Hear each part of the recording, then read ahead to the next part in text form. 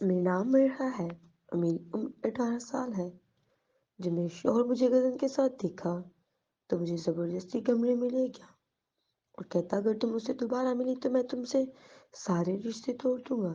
یہ سن کر میرے جسم میں تو آگ سی دوڑ گئی کیونکہ وہ مجھے میرے کزن کے ساتھ گندا کر چکا تھا۔ پہلی چاہت کس نمبر 45۔ آپ ہی دروازہ کھولیں۔ ہبا دروازہ کیسے کھولتی وہ تو رونے میں مصروف تھی۔ مزمل کے اتنا کہنے پر جب ہبا نے دروازہ نہیں کھولا تو مزمل نے جا کر مرحا کو موبائل دے دیا۔ مرحا آئی تو دروازہ نوک کرنے سے پہلے ہی ہبا نے دروازہ کھول دیا۔ کیا ہوا ہبا؟ مرحا نے پوچھا تو ہبا نظریں چرا کر گئی۔ کچھ نہیں ماما، مجھے کیا ہونا ہے؟ ہبا نے آئینے میں اپنا جائزہ لیتے ہوئے کہا، یہ موبائل ارہم دے کر گیا ہے۔ تم دونوں کے درمیان جو بھی مسئلہ ہے اسے جلد از جلد حل کرو، اس بات سے بات کر لینا۔ یہ سب بول کر مرحا باہر چلی گئی تھی اور ہبا اپنی ماں کی بات سن کر گہری سانس لے کر رہ گئی تھی۔ موبائل کو اٹھا کر ایک نظر دیکھا اور پھر بیڈ پر اچھالتے ہوئے روم سے باہر چلی گئی تھی۔ زیب ہبا کو دیکھ کر اٹھنے لگا تو اس نے اٹھنے سے منع کر دیا۔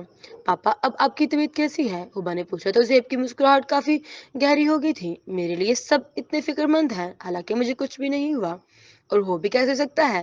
آپ سب لوگوں کی دعائیں جو میرے ساتھ ہیں۔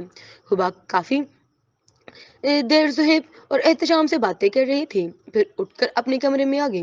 ہبا نے موبائل ہی چیک نہیں کیا تھا، اب جو دیکھا تو تقریباً 50 مس کالز آئی ہوئی تھی اور کتنے ہی میسجز تھے۔ میں بھی شاید اوور ریئیکٹ کر گئی، مگر ارہم بھی تو مجھ سے آرام سے بات کر سکتے تھے نا، اتنا غصہ کرنے کی کیا ضرورت تھی؟ ہبا کو اپنی غلطی کا احساس ہونے لگا، تبھی فون بجا تھا۔ ارہم کا نمبر موبائل کی اسکرین پر جگمگا رہا تھا۔ السلام علیکم۔ ہبا نے فون ریسیو کیا تو ارہم نے دل ہی دل میں خدا کا شکر ادا کیا تھا۔ وعلیکم السلام، کیسی ہیں آپ؟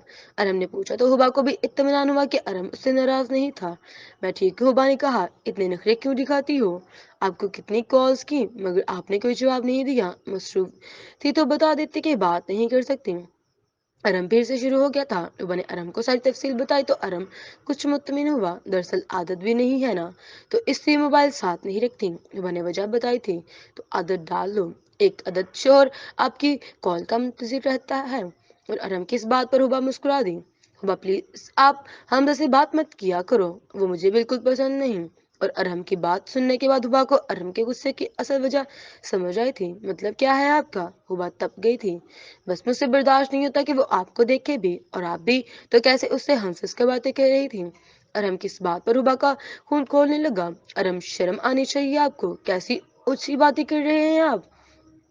اور اگر آپ کو یہ لگتا ہے نا کہ میں اس میں انٹرسٹڈ ہوں تو آپ کی اطلاع کے لیے غرض ہے کہ آپ بہت پہلے ہی میرے سامنے حمزہ کا آپشن موجود تھا، مگر میں نے آپ کو چنا کیونکہ حمزہ کے حوالے سے میرے ذہن میں کبھی ایسی کوئی بات نہیں تھی نہیں۔ اور ہاں ایک اور بات کہ جب مما نے مجھ سے آپ کے رشتے کے بارے میں بات کی تو انہوں نے مجھ سے میری مرضی پوچھی تھی، انہوں نے مجھ پر کوئی زبردستی نہیں کی، آپ میرا انتخاب تھے، ورنہ اگر میں آپ کے ساتھ شادی کرنے سے انکار کر دیتی تو دنیا کی کوئی طاقت مجھے آپ سے شادی کرنے سے مجبور نہیں کر سکتی تھی۔ اگر شادی کرنے کا اتنا شوق ہے تو اپنے ذہن کے صاف رکھیے، ورنہ شادی کرنے کی ضرورت نہیں۔ یہ سب کہتے ہوئے اس نے کال ڈسکنیکٹ کر دی تھی۔ نہیں نہیں ہبا، قسم سے۔ ارہم اپنی صفائی میں کچھ بولتا اس سے پہلے ہبا نے کال ڈسکنیکٹ کر دی تھی۔ لعنت ہو تجھ پر ارہم، یہ کیا کر دیا؟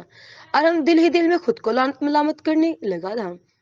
وہ لان میں کھڑا ہبا سے فون پر بات کر رہا تھا اور جب ہبا نے فون بند کر دیا تو ارہم زور سے کرسی کو لات مار کر گرا دیا تھا، پھر اپنا موبائل پھینکنے لگا تو خیال آیا کہ ایک اور غلط کام کر دیا تو پھر سے افسوس ہوگا کہ پچھلے مہینے ہی تو 1 لاکھ کا موبائل خریدا تھا، اب اسے توڑ دیتا تو اپنا ہی نقصان، ویسے بھی وہ بنا سوچے سمجھے اپنا کافی نقصان کر چکا تھا۔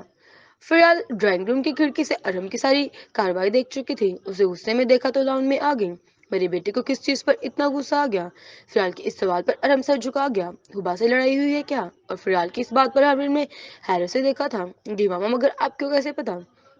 میں ڈرائنگ روم میں آئی تھی تو تمہیں غصے سے بات کرتے ہوئے دیکھا تو مجھے لگا کہ شاید ہبا پر ہی غصہ ہو، فریال نے کہا تو ارہم نے منہ دوسری طرف پھیر لیا۔ ماما وہ فون ہی ریسیو نہیں کرتی پھر نخرے دکھاتی ہے۔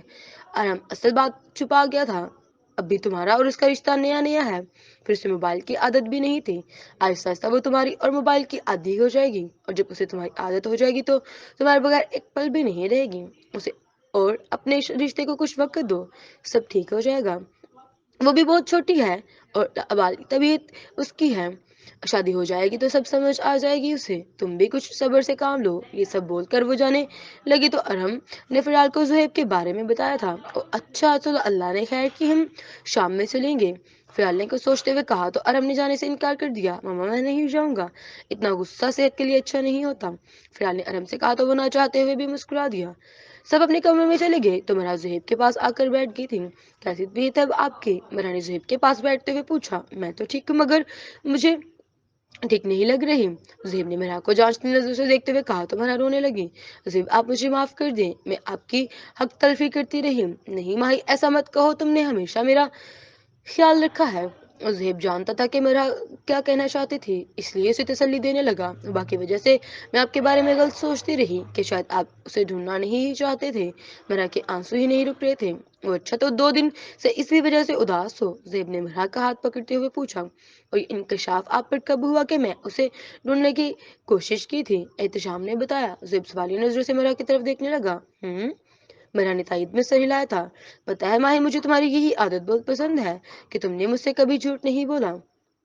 اور ہاں، اگر اسی وجہ سے میرے بارے میں کچھ الٹا سیدھا سوچتی رہی تو کوئی بات نہیں، میں سمجھ سکتا ہوں کہ اولاد کی طرف کیا ہوتی ہے۔ بے شک قرآن پاک میں کھلے الفاظ میں بیان کیا گیا کہ مال اور اولاد اور فتنہ ہے، یعنی مال اور اولاد کی وجہ سے انسان کسی کے ساتھ کچھ بھی کر سکتا ہے، مگر تم نے تو ایسا کچھ نہیں کیا، ہمیشہ میری ہر بات مانی ہے، میرے بچوں کی اچھی تربیت کی، میری ماں کا خیال رکھا۔ ماہی، میں تمہاری طرف ادنی سے غلطی کی وجہ سے تمہارے ان سب احسانات کو فراموش نہیں کر سکتا جو تم مجھ پر کرتی رہی ہو۔ بے شک تم ایک اچھی بیوی ہو، میں تم سے راضی ہوں اور میں دعا کرتا ہوں کہ میرا رب بھی تم سے راضی ہو۔ آمین سم آمین۔ آمین۔ مرا روتے ہوئے بھی مسکرانے لگی تھی۔ رات کے تقریباً 9 بجے فریال فیصل ارحم زہیب کی طبیعت پر پوچھنے آئے تھے۔ ابا کو جیسے ہی پتہ چلا تو وہ سوتی بن گئی۔ مرا اسے بلانے اس کے کمرے میں آئی تو اس نے طبیعت کی خرابی کا بہانہ بنا کر ملنے سے انکار کر دیا۔ مرا کے لاکھ کہنے پر بھی ہبا ٹس سے مس نہ ہوئی تو مرا بھی واپس چلی گئی۔